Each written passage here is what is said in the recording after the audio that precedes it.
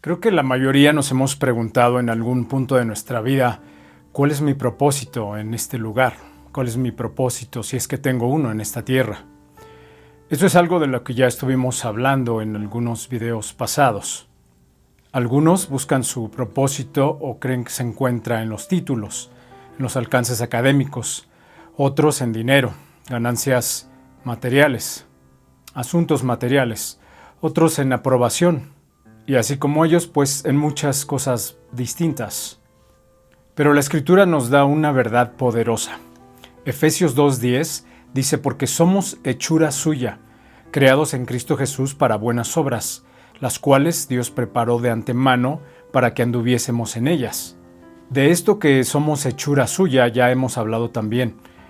No somos un accidente, aunque algunos nos lo hayan hecho creer así, o quizás para nuestros padres, en el peor de los casos, para algunas otras personas que no les caemos bien, pero para Dios, el Creador, somos hechos justo a la medida.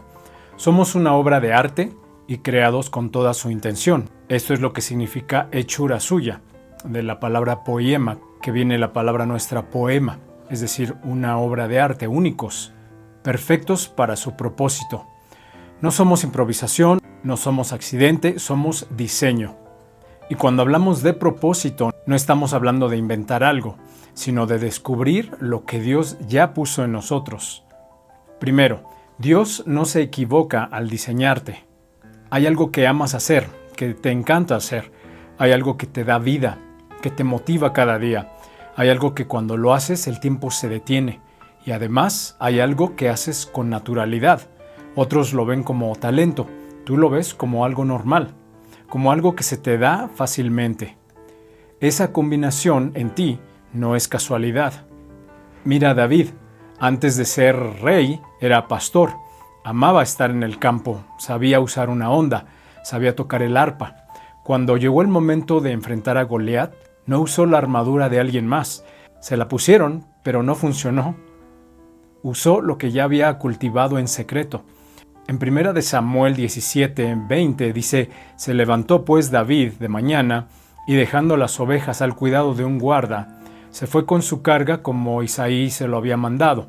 Es decir, su papá, su padre Isaí, le había dado un encargo para sus hermanos que estaban en las filas de combate. Le dio trigo, queso y unos panes. Y dice que David llegó al campamento cuando el ejército salía en orden de batalla, y daban gritos de combate.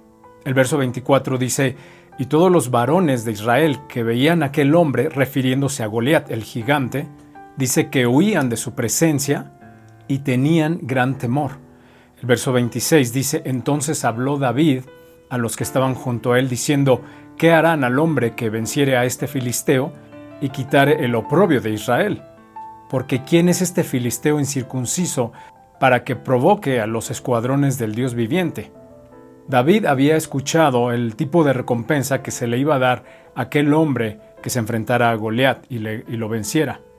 Y en el versículo 28 dice: y oyéndole hablar Eliab, su hermano mayor, con aquellos hombres, se encendió en ira contra David y le dijo: ¿por qué has descendido acá? ¿Y con quién has dejado aquellas pocas ovejas en el desierto? Yo conozco tu soberbia y la malicia de tu corazón, que para ver la batalla has venido. Este es un claro ejemplo de lo que vamos a enfrentar seguramente en nuestra vida cotidiana. Gente que habla sin pensar, sin saber, sin conocerte.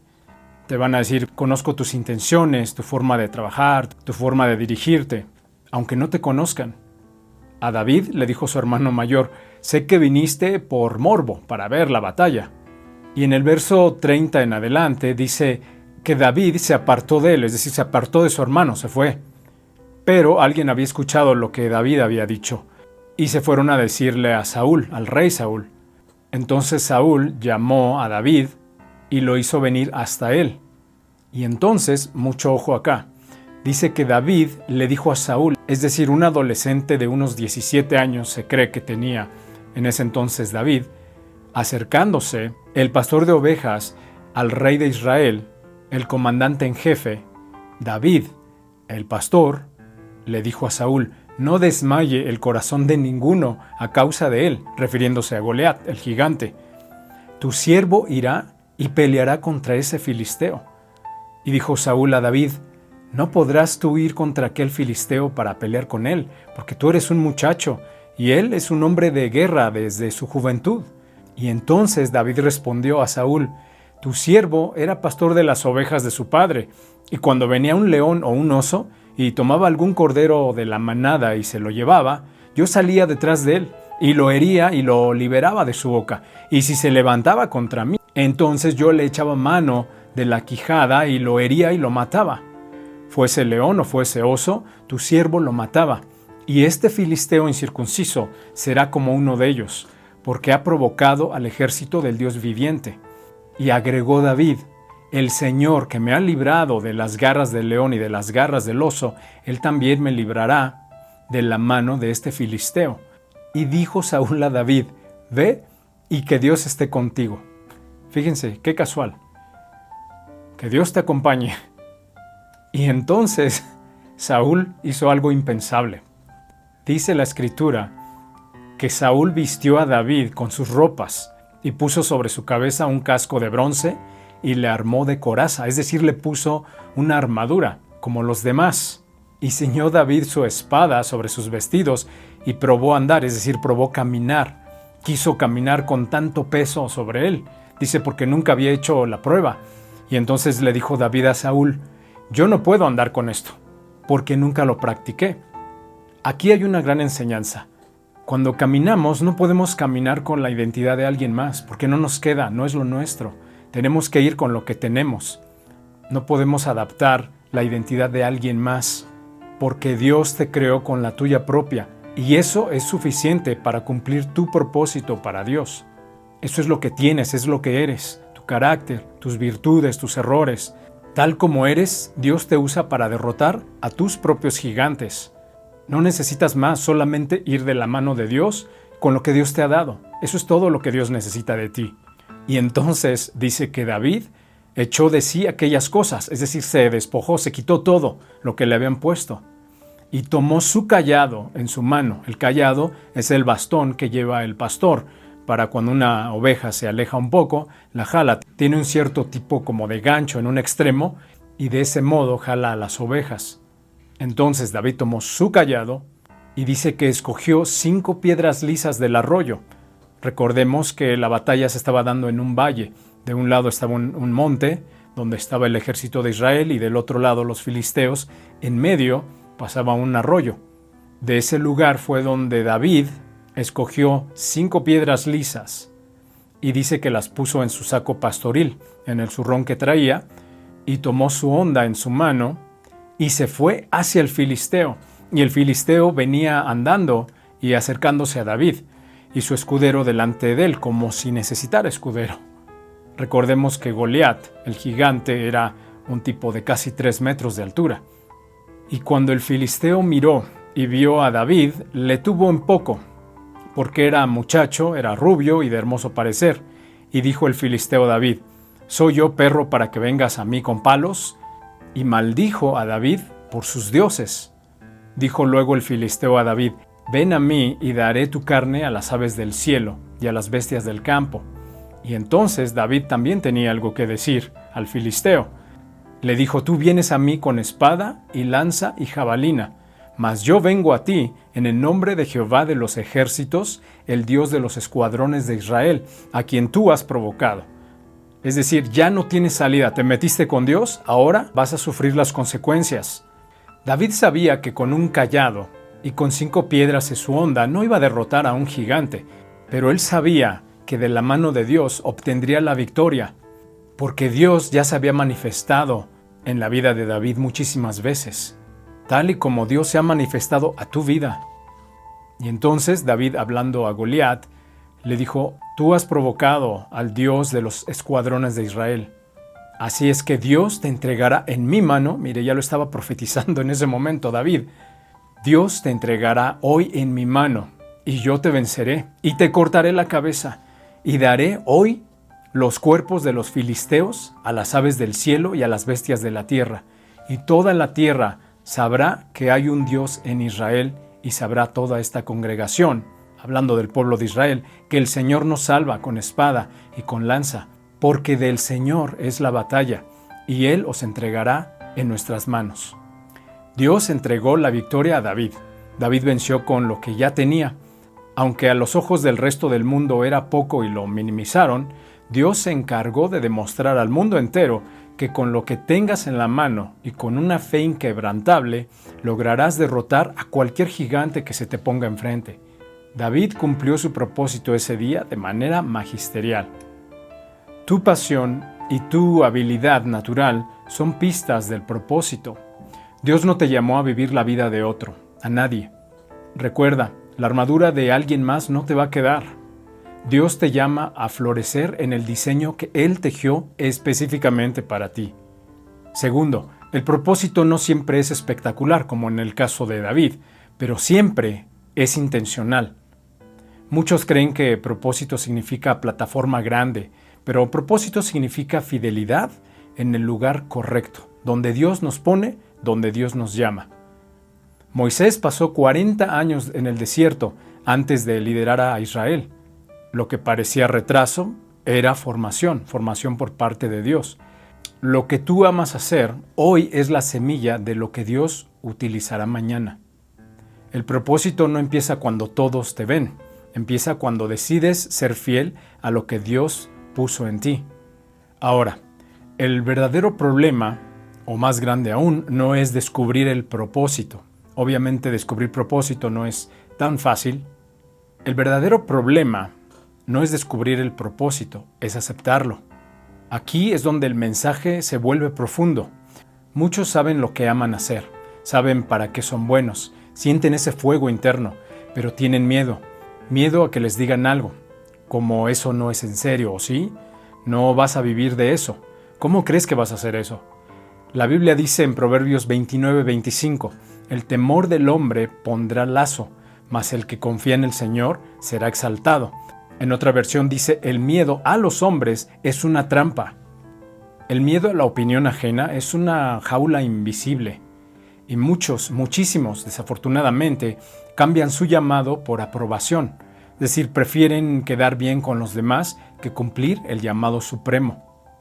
Cuarto, no puedes cumplir tu propósito viviendo la expectativa de otros. Jeremías, el profeta, intentó callar su llamado. Dijo que era muy joven, que no podía, que no estaba listo, pero confesó algo poderoso. Había en mi corazón como un fuego ardiente. Traté de sufrirlo y no pude. Cuando Dios pone propósito en ti, se vuelve fuego. Puedes ignorarlo, puedes postergarlo, pero nunca desaparece, porque no es solo algo que haces, es algo que eres. Para eso fuiste creado. Quinto, a lo siguiente le llamaremos la intersección sagrada. Imagina 3 círculos que se cruzan entre sí. Lo que amas hacer, lo que haces bien de forma natural y lo que glorifica a Dios y bendice a otros. Por ejemplo, a ti te gusta ayudar a la gente. Encuentras satisfacción en ayudar a otros. Y digamos que la ciencia te va muy bien, se te hace bastante fácil. Así es que decides estudiar medicina, porque puedes ayudar a los demás y a la misma vez desarrollas una habilidad que ya tienes.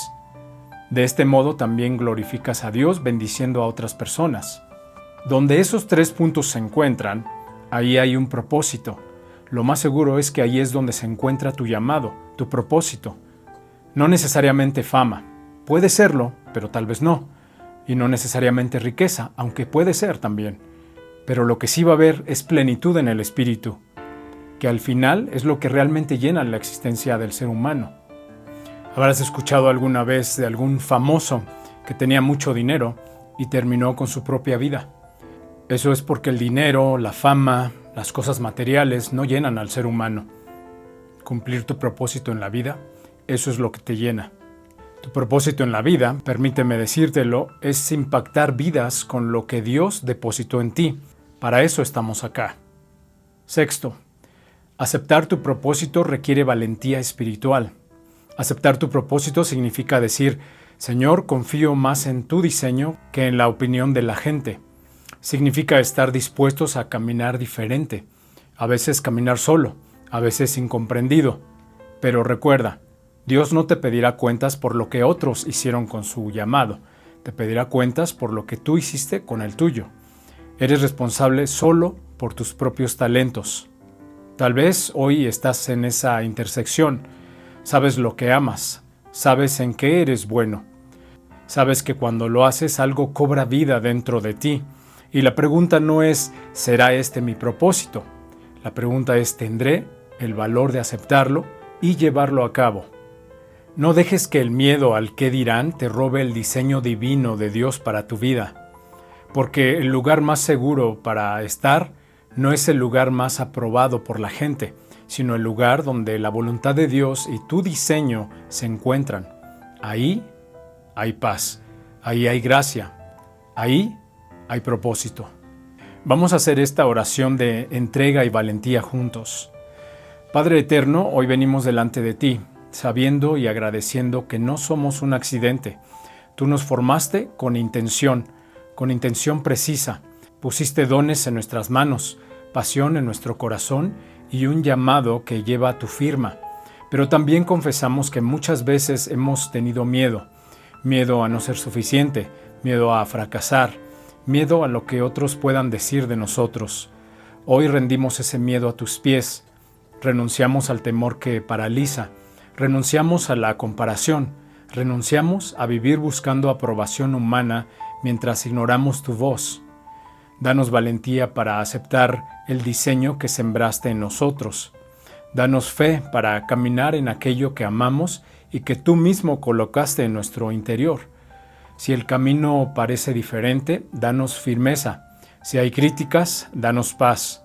Si hay dudas, recuérdanos quiénes somos en ti. Que no enterremos nuestros talentos por inseguridad. Que no callemos ni apaguemos el fuego que encendiste en nuestro corazón. Que no cambiemos nuestro llamado por comodidad. Señor, hoy decimos, aquí estoy, con los dones que tú me has dado, con la pasión que tú has puesto en mi corazón, con las distintas habilidades que has puesto en mí. Úsalas para tu gloria. Que el lugar donde mi pasión y mi diseño se crucen sea el altar donde te sirva con libertad y gozo. Y que al final de mi vida pueda decir que no viví el sueño de otros, sino el propósito que tú escribiste específicamente para mí. En el nombre de Jesús, amén. Si Dios ha hablado a tu vida a través de este mensaje, dale like. A ti no te cuesta absolutamente nada, 5 segundos si acaso, y a mí me bendice muchísimo. Suscríbete a este canal en caso de que no lo hayas hecho ya, y activa la campanita para que te lleguen todos los mensajes que están por venir. Que el Señor te siga bendiciendo abundantemente cada día. Bendiciones.